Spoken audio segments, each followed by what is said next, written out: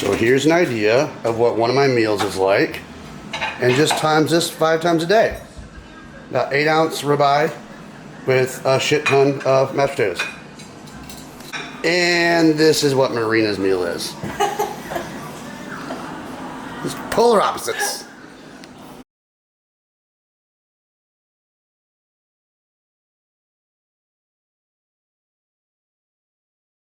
All right, guys, this is gonna be week 2's video. So it's been a few days into week 2 now, but I figured I'd get on here, update you guys on how things are going, how the new program's going.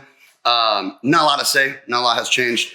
But because of that, I was able to go to the gym last night real late, so no one was really there. So I had to record my workout. So I will attach that workout video to this video. And I figured it'd probably be helpful to like narrate over it and explain what I'm doing and some tips during the workout. So I didn't get to talk to the camera during my workout. So I figured I would do that.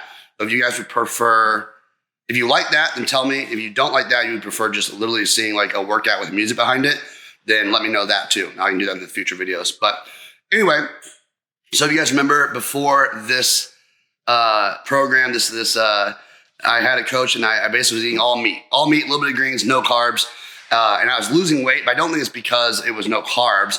I think I was losing weight because I didn't have enough calories. So anyway, this new coach is super scientific based, like all his explanations and why we do things are backed by studies and et cetera. And that's the way he likes to do it. But he has so many carbs. So even my first week with him, after a few days, I was like, hey, can we lower the food intake? And not because like it was too much food, it was too many carbs. And beforehand, I'd eat processed food. I'd eat like huge calorie shakes with carbs and protein and all that kind of stuff to get all my macronutrients in. But so he doesn't want that. He wants protein to come from a list that he gives me, which is like, red meat, like steak, burgers, even chicken, just stuff like that. And then he wants carbs to come from this other list, which is like a little bit of pasta, a little bit of bread, but otherwise like rice, potatoes, oats, things like that. So very heavy stuff. And so I was trying to follow this meal plan, and it was like 2.5 cups of rice with every meal. And we're talking like 5 meals a day, just to hit that carb number that he wanted.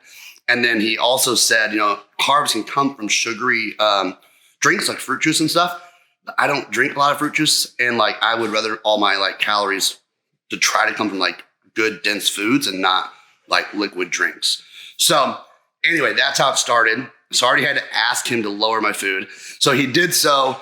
And I'll show you guys the pictures of like before week 1 and after week 1. I look a little bit tighter and he thinks I look fuller, but I did lose a few pounds. And so because I look tighter in the post week 1, he thinks it's probably a lot of water weight that I lost. But I'll show you guys that. And then anyway, that's it.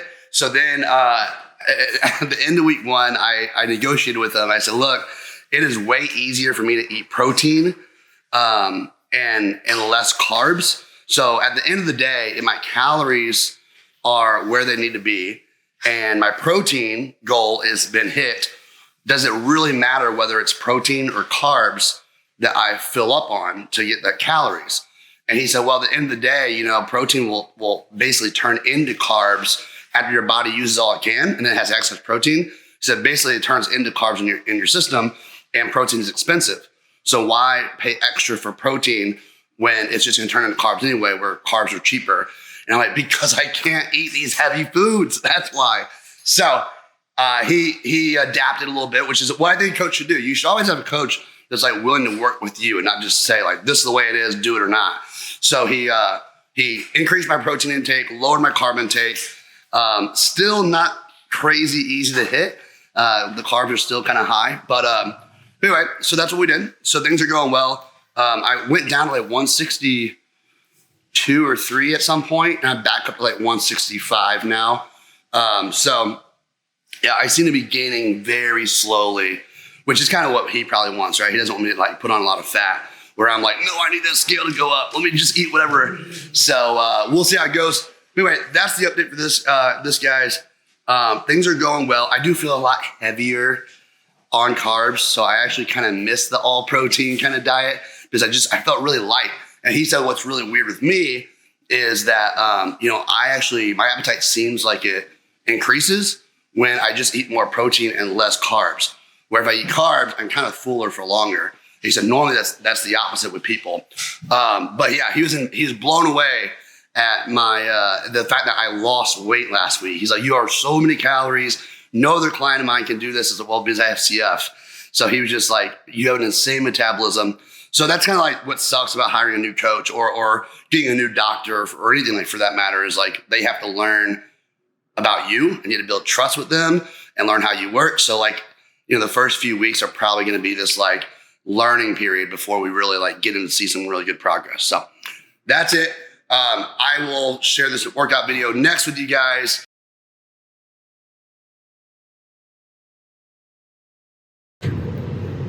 All right, so I just had my pre-workout. I don't know if you guys get like this, but whenever I have my pre-workout, I get way more energetic and like want to share stuff on social media and talk and do stories. So anyway, don't worry. I put my car on autopilot, so I'm being safe still while heading to the gym. But I was asked this question recently. I thought it was a really good question. And someone said, hey, Brian, why do you want to put on so much muscle? Why are you trying to gain weight? Why do you spend so much time in the gym? And I was like, man, like that really makes me think, like, why am I doing this? And I came down to a few reasons. So one is, growing up, this makes it probably sound silly, but I loved wrestling, a professional like WWE entertainment wrestling, not like legit wrestling. So I was so bummed when my mom told me it wasn't real. I didn't want to believe her, and then I ended up seeing what she was saying, and it was a tragic story. But anyway, I grew up loving wrestling. Like every Monday night, it was like religion. I had to watch it. And, I think that's kind of where I like got this image of like what I wanted to look like as an adult man when I grow up. And like I didn't have a dad most of my life. So that was the image I wanted to look like.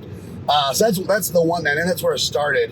And I even remember like sneaking off when I was like, I think in middle school. I like snuck over to like the Sports Authority, like the sports store, and I bought a couple like 20-pound dumbbells, and I would like do curls in my room. And I don't know why I thought that was so secretive. I couldn't let my mom know, but I did that. But anyway, so that's a huge one.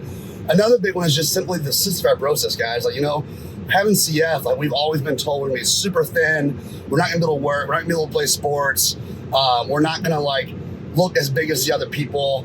And so that's always been something that I've taken pride in is working out and like, I've seen how it benefits my health, but more importantly, like I love looking like I don't have CF, right? I'm not sick or whatever. And obviously the last couple of years, I'm much better off than I was before. Thankfully Trikafta, this new medication, but I love like looking normal or looking fit. I've always dreamed of being a bodybuilder, like being fit, but looking like big muscle wise, but even for a normal person, not for a CF person. And I'm like, man, like, wouldn't that be so cool? Because like, I've always looked very like toned muscle wise, but I've never had that mass on me, like that bigness to me. And so it's almost addicting. Like it's so great. In my mind, obviously everyone's their own person. So I'm sure not everyone's gonna agree with me, but it's just so cool. Like, the more size and muscle I had put on, one is I take more pride in my looks, but then also like I'm treated way differently. Like I've gone from a size small shirt that was still loose kind of to now a size large that's kind of snug. And like people, literally strangers are treating me differently. I get like, hey, what's up, big man? Or like, man, you're looking huge. Or how much time do you spend in the gym? Like stuff like that from just strangers that don't even know me. So it's like, man, like if I'm able to come off to that person and prompt that reaction from them, then I must look something bigger than normal, right? And like, so it's so crazy. Can you imagine if I was like, oh, by the way, I only have 50% of my lungs, like that's just so cool to me. that's really cool. And like I said, I really feel like I've been treated with more and more respect the bigger I get. A lot more like no sirs and yes sirs and thank you and you know, just more like I don't know, just more respect. Like it's just, you know, I don't feel like people try to like walk all over me or like ignore me or like butt in my way or anything like that. Like I'll be in line at a theme park and people like bump me and be like, oh, sorry man. I'm not mean, I'm not aggressive, but like it's just cool to get that reaction that like, man, I must look like intimidating to them, I guess, you know, like, so I don't know, that just feels really, really good, especially knowing that IFCF, like, you know, we were told all our lives that this is not possible. So that's super cool. And then the one thing about like working out, guys, I really have a lot of respect for is it's one of the few things I've done in my life that is all on you. And like literally the amount of work you choose to put in is the amount of results you get back. It has nothing to do with the people you know, has nothing to do with how lucky you are. It literally is like if you work to go in the gym, spend hours in there, working on yourself, as well as work on your diet and like just being consistent, then like you're gonna get so many great results from that. And then also it builds discipline. I really think that flows into a lot of other aspects in our life, you know, like we're learning how to endure pain and get results from it. We're learning how to stay disciplined and consistent with our training, with our diet. That flows into being more consistent and disciplined in other areas like our hobbies and our relationships with people and our jobs, like all kinds of stuff that you don't really think about. But really these hobbies that we put so much work in, some of the behaviors and the values and traits that we learn and acquire from those really flow into other aspects of our life. So anyway, I don't mean to ramble. I've had some pre-workout. I'm like energetic, like I'm all hyped up. But I just want to share that with you guys. Like really, like that's why I enjoy putting on more muscle. That's why I enjoy going to the gym so much. And it's really a great mental outlet. If I don't go to the gym for, you know, 3-4 days, I really kind of start to get moody, like kind of lackadaisical and like, I don't know, mopey. I don't know the best word for it. But as soon as I go to the gym, you know, it's hard work. It's not fun, right? It's not like, oh, I can't wait. You know, like it's like, okay, gotta go to the gym again. But as soon as I leave the gym, I'm like, man, I feel good. You know, I feel better. The endorphins are flowing. Blood's going through my muscles. I feel like I look like better physically. Like I just all around just feel better. And it's a really great mental outlet. It's just me in there, or sometimes I have my workout partner, but like if I put music in, it's just me and my own thoughts. Really gives me time to like decompress and just kind of compartmentalize everything. So anyway, any of you guys that might be wondering that out there, I know I haven't really answered that on this channel yet, but that's kind of why I enjoy doing what I do. All right, we're off to the gym. All right, we just got to the gym. It's our favorite time of the day because it's after hours. They close at like 10. So if you ever see me filming in the gym, it's probably because we came so late that no one else is staring at us while we look goofy filming. But we're gonna get a workout in. We're doing chest, shoulders, and triceps. So I will do a voiceover, or at least write on the screen all the exercises we're doing. All right, guys, this is a push day, and more specifically, a shoulder focus push day. So we are starting with shoulder exercises first. Push day just means we're working all the muscles where we're pushing the weight away from us. So that's chest, that's shoulders, and that's triceps. So this first movement is kind of a heavier movement for shoulders. It's a shoulder press. I actually haven't done this in a very long time, but this targets more of the front head of your shoulder. So when you flex your shoulder, you're the front, you're the middle, and the rear heads of your shoulder. So usually go a little bit heavier on this one. This program, I'm trying to focus a lot on tempo, which is how slow you bring the weight down, how long you pause at the bottom, and how fast you bring the weight up. You can use not as much weight when you focus on tempo like that, but I really feel a great stimulation in the muscles. I feel like my muscles have sparked some more growth that way. It's like an intensity technique. So the next exercise is cable lateral raise here. This is going to target more of the middle head of the tricep.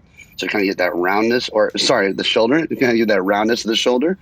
So I lean forward slightly to get my shoulders in a better plane of motion, and then just raise my hands up I try to bring my elbows up first, and then mentally I'm focusing on pushing walls away from me. That really helps target more the shoulders and not the traps. The traps are those muscles in between the neck and the shoulder. They're kind of like the mountains that I like to call them. So next we're going to hit the rear head of the shoulder. So this is going to be cable bent over raises, or you'll hear rear delt fly, same thing. So this is going to hit that rear head of the shoulders, make your shoulder have a lot more width to it when you look at it from the side.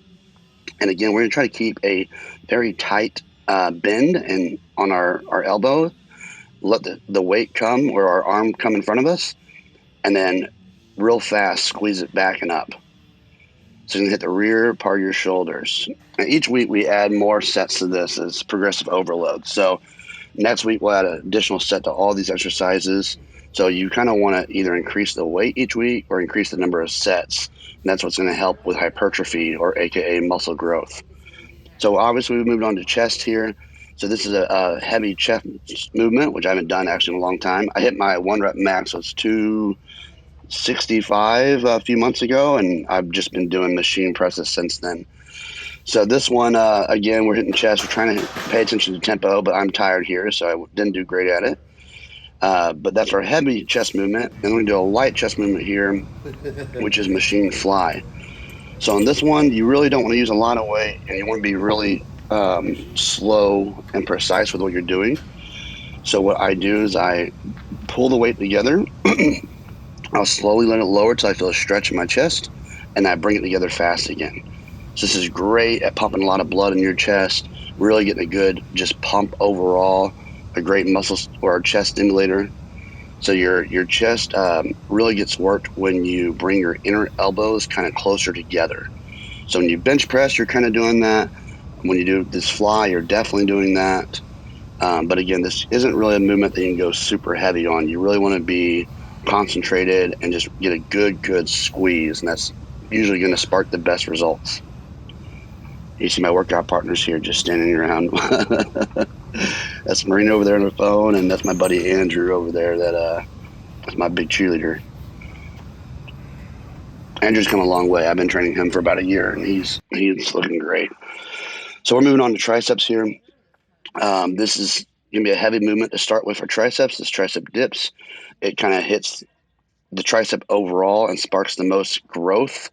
It's funny because you watch here, I was trained to breathe with my belly and not my chest for CF. So every time I breathe, I look like I have this giant gut that sticks out. But again, we're trying to focus on tempo. We're bringing the weight up slow, pushing it down faster, really squeezing at the bottom and hit that tricep stimulation. And this is, again, great for muscle growth. It's kind of a compound movement, if you will, for tricep. After this, we'll go to a much lighter weight, kind of strictly isolation workout for tricep. So this one, we're going to do cable kickbacks. And normally you would think of this is with a hammer grip where your palm is facing you. But that hits more the lateral head, which is kind of the outer head of the tricep. If you turn your palms facing behind you like I'm doing here, you're really going to be able to hit the long head of the tricep. And the long head is the head behind your arm that really, if you grow that, your arm looks much wider. So we all like to have bigger arms, right? So that's why we're trying to hit the long head here, focus on that one. And again, we're trying to just collapse the arm, let our forearms touch our biceps, and then push back again. So not much shoulder work. Try to keep the upper arm stable. Try to pay attention to tempo. But it's a really great one we just added to this program. All right, and workout's over. I'm about to show you guys the magic mirror. Ready? This is the mirror in the gym. Has the best lighting. You always look better here. This is the magic mirror. So you guys ever seen me on Instagram taking pictures? It's probably here. Everything looks bigger, better, great lighting. All right, guys, that's going to do it for this video. I will see you guys in the next update video, probably week 3 or week 4.